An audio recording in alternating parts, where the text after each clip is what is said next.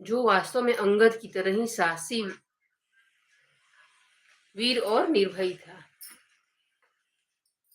एक बार किसी बड़े मुसलमान सूबेदार ने रायगढ़ पर चढ़ाई की। दीनदयाल सिंह को कभी लड़ने भिड़ने का काम नहीं करना पड़ा था और उनकी सेना भी भली प्रकार से तैयार नहीं थी। इसलिए मुसलमानों के आक्रमण की खबर मिलने पर वे घबरा गए और समझ में न आ समझ ना सके कि अब रक्षा का उपाय क्या किया जाए। उसी समय अंगद सिंह वहां पहुंचे। महाराज की घबराहट देखकर उन्होंने पूछा, चाचा जी, आज आप ऐसे व्याकुल क्यों दिखाई पड़ रहे हैं?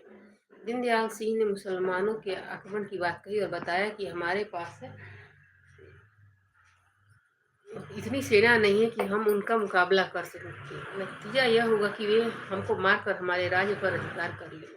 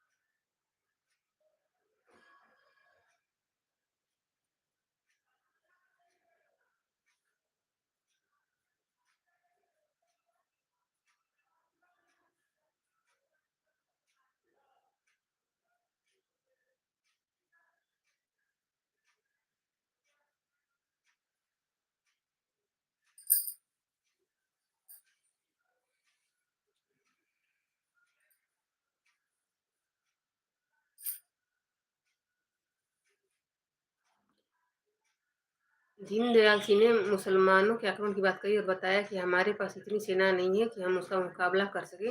नतीजा यह होगा कि वे हमको मार करके हमारे राज्य पर अधिकार कर लेंगे।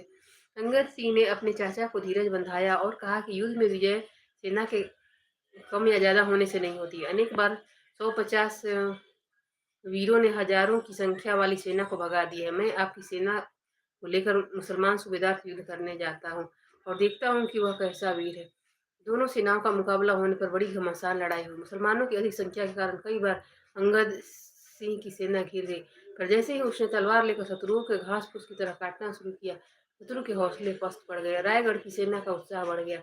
अंत में अंगद सिंह सूबेदार के सामने पहुंच गया और दोनों में तलवार चलने लगी। अंत में अंगद सिंह ने एक भरपूर हाथ ऐसा मारा कि सूबेदार का मस्तक जमीन पर लुढ़कता दिखाई पड़ने लगा। अंगद सिंह ने उसका मुकुट उतार लिया और जीत का डंका बजाते हुए रायगढ़ में वापस आया। सूबेदार का मुकुट बड़ा सुंदर था और उसमें बहुमूल्य रत्न जड़े हुए थे। अंगद सिंह ने लड़ाई में विजय प्राप्त करने के उपलक्ष्य में मुकुट में से एक हीरा निकालकर उसे भगवान जगन्नाथ को चढ़ाने का संकल्प किया और शेष पूरा मुकुट राजा दीनदयाल सिंह को भेंट कर दिया। राजा दीनदयाल सिंह को किसी चुगलखोर व्यक्ति द्वारा हीरे के निकाल लेने की बात मालूम पड़ गई और उन्होंने अंगद सिंह को बुलाकर हीरा मांगा। अंगद सिंह ने उनको वास्तविक बात बतला दी। ऐसा भयंकर युद्ध में मेरी रक्षा करने और इतनी बड़ी सेना पर विजय प्राप्त कराने के उपलक्ष्य में मैंने उस हीरे को भगवान जगन्नाथ के मंदिर में चढ़ाने का संकल्प किया है। ऐसे पवित्र संकल्प को त्याग देना बड़े पाप की बात होगी। इसे आप रत्न लौटाने का आग्रह न करें। पर राजा दीनदयाल सिंह संसारी आदमी थे। धर्म कर्म में उनको अधिक विश्वास न था। भगवान की पूजा वे केवल दुनिया को दिखाने के लिए करते थे। इसलिए अपनी पसंद के ऐसे बहुमूल्य रत्न को मंदिर में चढ़ाने की बात उनको बहुत बुरी लगी और वे अंगद सिंह पर बार बार हीरा के लिए दबाव डालने लगे। तब अंगद सिंह अप्रसन्न होकर तथा स्पष्ट इनकार करके वहां से उठकर चल दिए। राजा ने देखा कि इस पराक्रमी और असीम साहसी युवक से झगड़ा करके हीरा ले सकना संभव नहीं है, इसलिए किसी तरह से चालाकी से ही काम निकालना चाहिए। उन्होंने लाला से देकर धमकाकर अंगद सिंह के रसोइयों को अपने साथ मिला लिया और एक दिन उनके भोजन में विष मिलवा दिया। अंगद सिंह ने अपने नियमानुसार पहले भोजन के सब पदार्थों का भगवान को भोग लगाया, फिर स्वयं भोजन करने को बैठा। उन्होंने पहला ग्रास लिया कि रसोइया को अपनी करनी का पश्चाताप होने लगा। विश्वासघात का ख्याल करके उसके हृदय में तीव्र अग्नि जलने लगी और उनका हाथ रोककर विष मिलाने की सब बात कह दी। परंगत सिंह बोले, अब तो मैं इस भोजन को प्रभु का भोग लगा चुका हूँ। इस प्रसाद स्वरूप भोजन का त्याग नहीं किया जा सकता। अब इसमें विष नहीं रहा, वरन यह अमृत हो गया।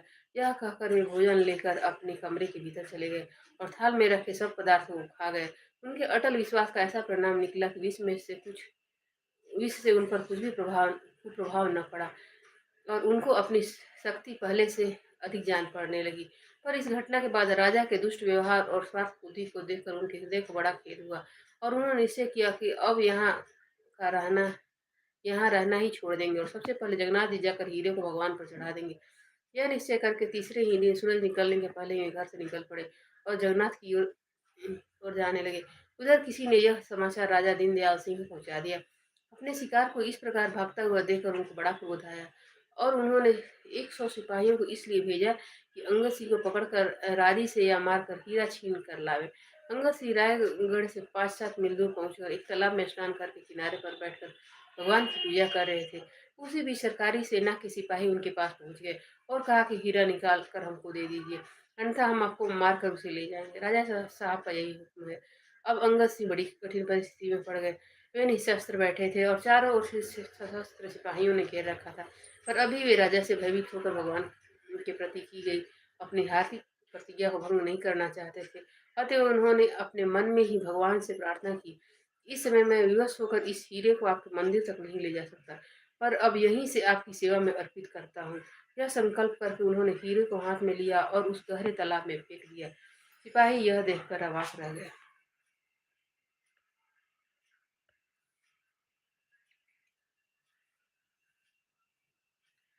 और अब हीरे पाने का कोई उपाय न देखकर रायगढ़ वापस चले गए।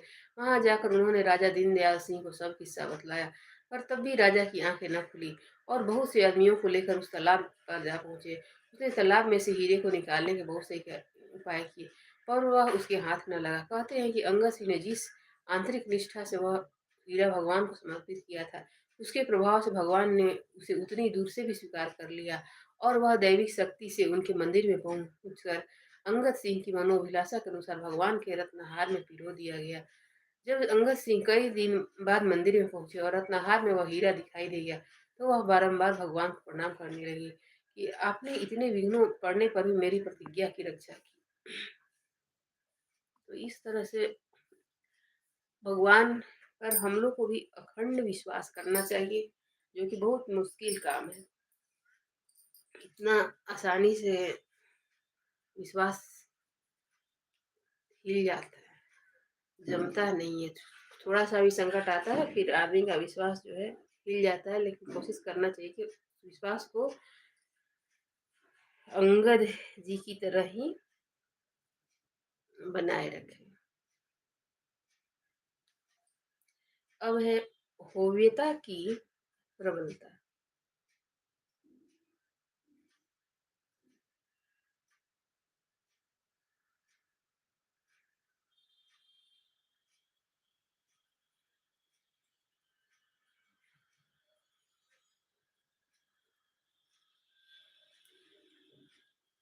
एक समय महामुनि वेद व्यास जी स्वेच्छा से परीक्षित पुत्र राजा जन्मेजय की सभा में पधारे।